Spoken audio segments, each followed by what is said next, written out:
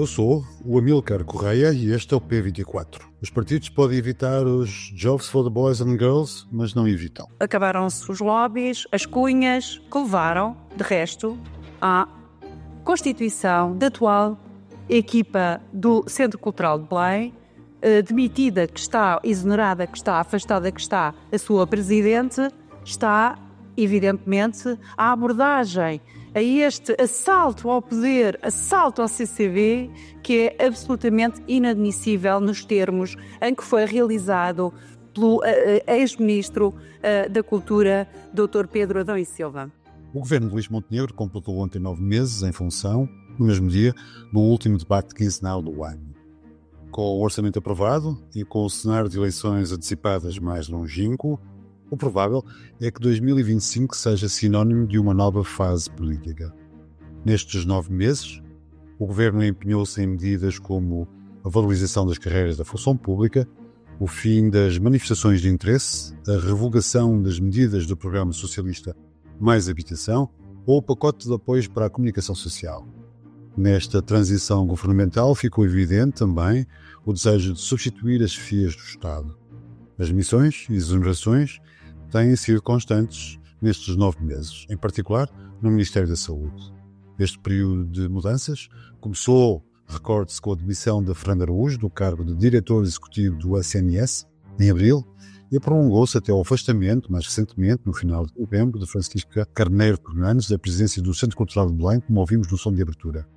Neste episódio, Patrícia Silva, cientista política da Universidade de Aveiro e autora de Jobs for the Boys, fala-nos na necessidade de clarificar os processos das nomeações para a administração pública. Bem-vindos ao P24, o seu dia começa aqui. Patrícia Silva, obrigado por ter vindo a este episódio do P24. Decorreu ontem o último debate quinzenal deste ano, 9 meses depois da tomada de posse do atual governo. Com o orçamento aprovado e o espectro de eleições antecipadas afastado, podemos dizer que vamos entrar numa nova fase política? Obrigada por este convite, para estarmos aqui a conversar um pouco sobre esta potencial nova fase política. É verdade que o Orçamento de Estado para 2025 foi aprovado. Luís Montenegro até terá dito que entramos numa nova fase, estamos é uma etapa que foi superada. E eu creio que esta nova fase pode permitir, na verdade, ao Governo ter aqui um balão de ar, digamos assim, com esta aprovação do Orçamento de Estado a garantir aqui alguma estabilidade.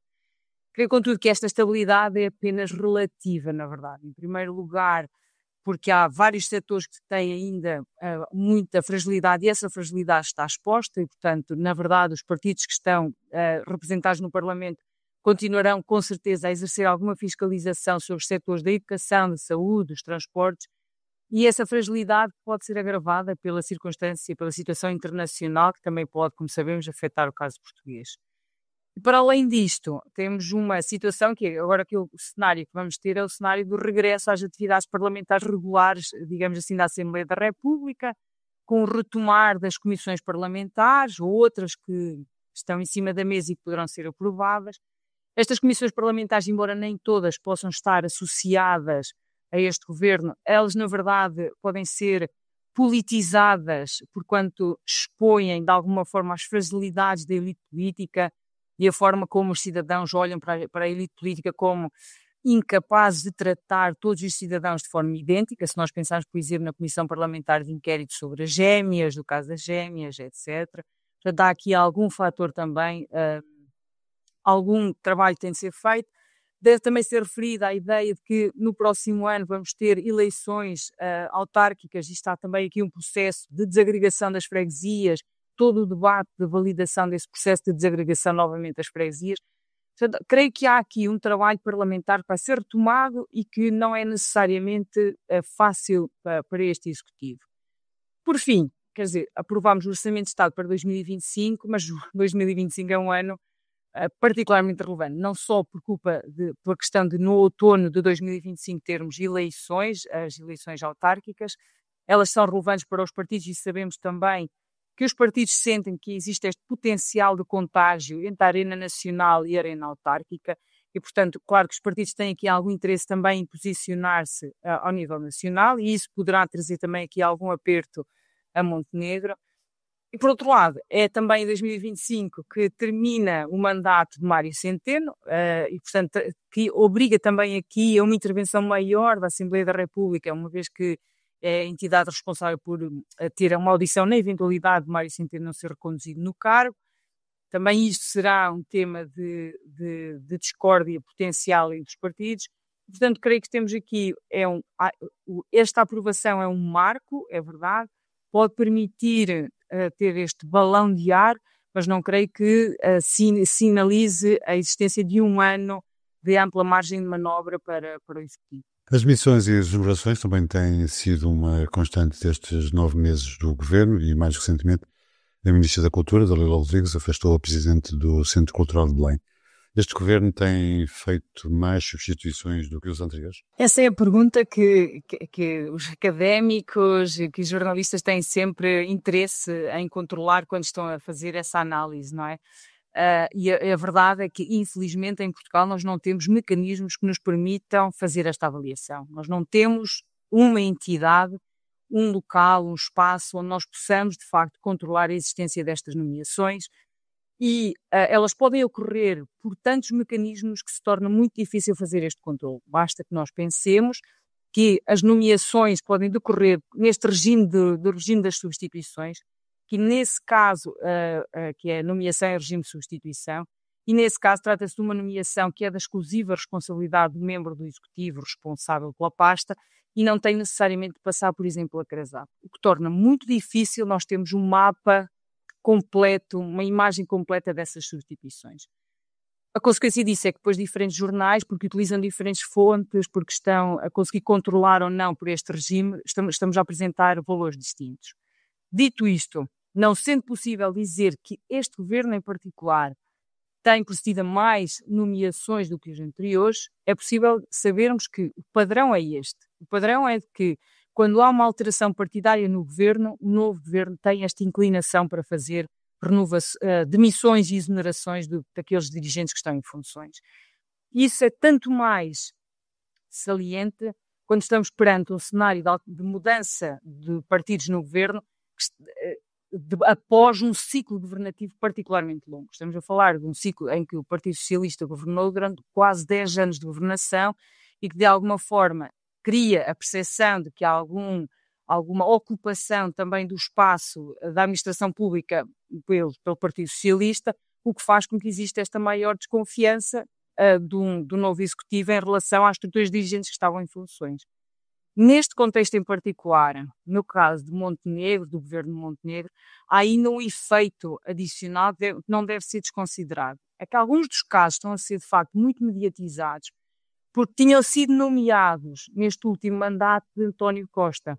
Ou seja, tratam-se de mandatos que ainda nem sequer tinham cumprido um ano de exercício de funções. O que suscita esta perplexidade perante jornalistas e cidadãos desta ideia de, por um lado, sugere de alguma forma que existe esta vontade de substituir estruturas dirigentes sem fazer uma reflexão aprofundada sobre o que é que acontece nestes setores, onde estamos a encontrar estas renovações, quer dizer, o caso no Ministério da Cultura, como mencionou, mas temos outros, no AICEP, que tem que foi reportado como um mandato mais curto sempre naquela agência. E, portanto, não parece haver esse cuidado de existir uma avaliação das medidas, do exercício de funções que possa suscitar a exoneração destes dirigentes em funções. E, ao mesmo tempo, permite que se enraize esta ideia de que se trata de uma mudança das estruturas dirigentes porque existe vontade de colocar pessoas mais ligadas aos partidos que estão atualmente no governo e não necessariamente, descurando, na verdade, esta necessária avaliação do seu exercício de funções. Quando a Ministra da Cultura acusa o antecessor de assalto ao poder no CCB, garante o fim dos lobbies, dos compadrios e das cunhas, acaba por motivar ainda mais essa dúvida. Isto é uma idiosincrasia portuguesa ou é uma especificidade nacional ou acontece em todos os governos ocidentais? Esta não é difícil nós dizermos que esta é uma idiosincrasia portuguesa, não é? Nós temos inúmeros exemplos mesmo daqueles casos nos países onde nós consideramos que são ilhas de excelência, quer dizer, provavelmente a maior parte das pessoas, quando pensa nesta questão, pensa no Reino Unido, não é? Que tem uma administração pública tida como independente, que funciona de uma forma autónoma em relação às estruturas políticas. A verdade é que mesmo neste caso nós temos inúmeros exemplos de como a existência de uma contenção interna gera substituição de dirigentes. Basta que pensemos no caso do Reino Unido, por exemplo, quando, na sequência do Brexit, a substituição de embaixadores em massa por aqueles que seriam pro-Brexit. Portanto, essa tendência de substituição por dirigentes que estejam alinhados politicamente com o partido que está no governo é uma tendência que é comum em muitos países. Aliás, conta-se que Margaret Thatcher, na altura em que que tentava compor o seu elenco de dirigentes, sempre que se propunha um nome, ela fazia a pergunta, mas essa pessoa é um de nós? E, portanto, sugere muito esta necessidade também das estruturas políticas de garantirem que a pessoa que está a ser escolhida tem as competências e está também alinhado com aquilo que são as prioridades políticas dos novos partidos no governo. E essa é uma preocupação que nós vamos encontrar em praticamente todos os países europeus. No seu livro Jobs for the Boys, fala em 3 propostas para estimular a discussão sobre estratégias para conter os danos da politização dos serviços públicos, porque é urgente limitar, melhorar e exigir a administração pública. Que propostas são essas? A primeira proposta era essa de exigir, esta ideia de que é cada vez mais importante termos comunicação social independente que nos permita reportar e termos esta informação muito clara sobre estes processos, permitindo ao cidadão ser mais exigente em relação às estruturas dirigentes que estão em funções e, portanto, exigindo também às estruturas políticas que reportem essa informação e que sejam consequentes em relação a estas escolhas. Essa é a dimensão da exigência. E depois já esta ideia, quer dizer, na última década temos em Portugal uma CRESAP que está em funcionamento, mas a informação que temos disponível é que esta entidade pode tornar-se irrelevante. E pode tornar-se irrelevante na medida em que existem mecanismos que permitem aos diferentes governos continuar a colocar pessoas nas estruturas de direção da administração pública sem passar pelo crivo da CRESAP, ou passam pelo crivo da CRESAP depois de fazerem essa seleção. O processo mais claro e aquele sobre o qual tenho maiores dúvidas e que muitos colegas têm apontado para este defeito do nosso mecanismo, digamos assim, é o próprio regime de substituição. O regime de substituição implica que, porque os ministros têm alguma vontade de criar aqui um mecanismo mais ágil, mais célere, de substituir um dirigente que está em funções, portanto, usam esse regime de substituição, colocando em funções um dirigente que não passa por esse processo de concurso. Só depois já a pessoa está, e este regime de substituição foi pensado para ser relativamente transitório, e só depois da pessoa estar já em funções é que é então aberto o procedimento concursal, que é relativamente longo, demorado e até algo burocrático. Só que esta pessoa que já está em regime de substituição e cuja escolha é da exclusiva responsabilidade do ministro responsável pela pasta, ao assumir estas funções em regime, neste papel de substituição, naturalmente ganha vantagens competitivas em relação a outros potenciais candidatos. Portanto, em última análise, aqui o que nós vemos é que a escolha, embora tenhamos esse mecanismo dos concursos, acabam por servir apenas para validar uma escolha que já estava previamente feita. E, portanto, isto torna, de alguma forma, a CRESAP irrelevante nesse processo. Além disso, muitos dos casos de dirigentes que são nomeados em regime de substituição são dirigentes que se mantêm durante muitos meses. Há casos até de dirigentes que estão há anos nessas funções. E nós não temos em Portugal uma entidade que nos permita fazer o rastreio destes dirigentes que se mantêm em funções ou que façam até um alerta aos ministros quando esse exercício de funções em regime de substituição se prolonga para além daquilo que é legalmente permitido. E também não há nenhuma penalização já agora quando há um recurso excessivo e abusivo dessa figura do regime de substituição. Portanto, eu diria que há aqui, embora eu acredite que a CRESAP tem o potencial de tornar o processo mais transparente, mais meritocrático, até se quisermos, a verdade é que tem muito espaço para melhorar e já agora, retomando aquilo que começámos, teria até o potencial de se tornar a entidade capaz de fiscalizar o recurso a este mecanismo do regime de substituição. Em suma, os partidos podem evitar o Jobs for the Boys and Girls, já agora, mas não querem. Eu acho que tem fortes incentivos para não o fazerem, não é?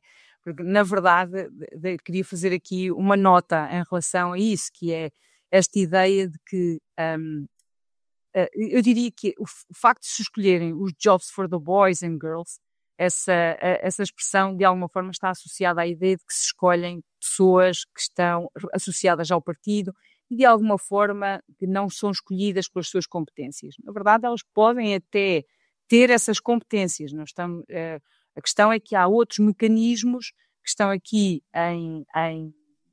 em jogo, nomeadamente o mecanismo até da influência partidária. Dito isto, convém notar que, na verdade, os ministros podem ter relativa independência em relação a essas pressões partidárias que nós temos vindo a notar. Quer dizer, se nós pensarmos até, por exemplo, na composição do executivo ministerial, nessa composição é onde nós esperaríamos maior pressão partidária. Na verdade, temos notado que Portugal tem esta história, não é, da escolha de alguns ministros independentes, o que sugere, na verdade, o primeiro-ministro tem alguma independência em relação ao partido face a esta pressão partidária. Contudo, este é um mecanismo que permite aos ministros ter alguma mão sobre a máquina que é responsável pela implementação de políticas públicas. E é verdade que o novo executivo traz novas diretivas, traz novas políticas que quer implementar e necessita que esta máquina siga no rumo que o partido pretende. E para isso precisa de garantir que estas estruturas dirigentes têm as competências e têm também preferências políticas que estão alinhadas com aquela do ministro. O problema é que muitas vezes, como é que estes ministros conhecem essas competências e esse alinhamento e estas preferências? Nas suas redes pessoais. E essas redes pessoais estão muitas vezes ligadas com as redes que são constituídas no seio daquilo que é a vida partidária.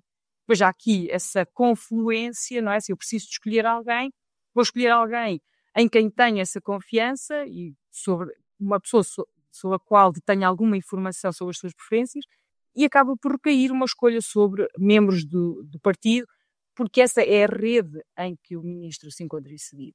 O que faz com que tenhamos depois esta percepção muito grande da permeabilidade da administração pública em relação aos Jobs for the Boys and Girls. Patrícia Silva, muito obrigado por ter vindo a este P24.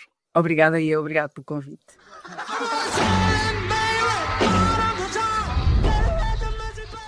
Para terminar, os Beatles e a América. O reencontro, 60 anos depois, em Beatles 64. Produzido por Martin Scorsese, este filme conta a história da chegada dos Beatles à América. Entre o já conhecido e o aliciante de novas perspectivas, Beatles 64 fica a meio caminho. Para ler e ouvir em cultura.y.pt. Obrigado por ouvir o P24. Voltamos amanhã. O P24 é um podcast do Público com música original de Ana Marcos Maia. A sonoplastia deste episódio é de Ruben Martins. O Público fica no ouvido.